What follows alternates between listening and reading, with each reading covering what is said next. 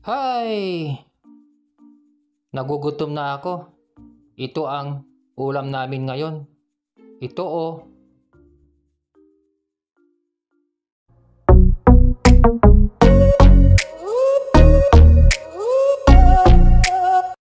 Welcome to my channel.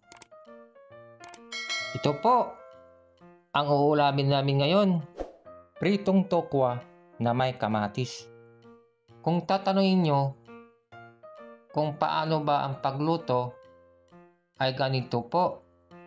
Napakasimple lang mga friends. Una, ang gagawin nyo ay ipiprito nyo yung tokwa. Kapag tama ng pagkaprito, ay saka nyo hiwa-hiwain ng pahaba. Pagkatapos ay maglagay kayo ng konting asin at konting asukal.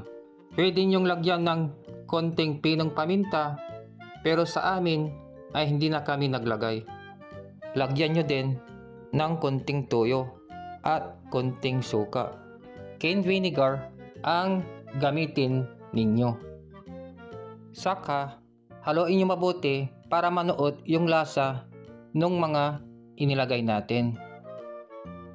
Pagkatapos ay saka kayo maghiwa ng 2 piraso ng kamatis. Ilagay nyo sa ibabaw.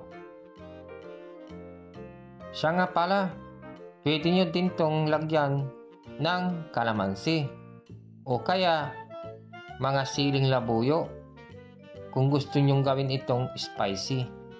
Masarap itong pangtanghalian o kaya pampulutan, lalo na kapag may kasamang mainit-init na kanin. Naku!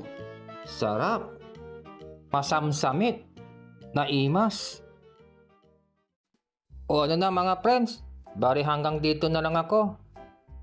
Ipinakita ko lang sa inyo itong niluto naming simpleng ulam na pritong tokwa na may kamatis. Pero bago ko tuluyang magpaalam, gaya ng dati, ay huwag niyong kalimutang mag-like at mag-subscribe sa aking channel. Paki-follow niyo na rin po ang aking Facebook page, the same channel. Okay? Kita-kits ulit tayo sa next vlog ko. Paalam na! Okay, kain na kami!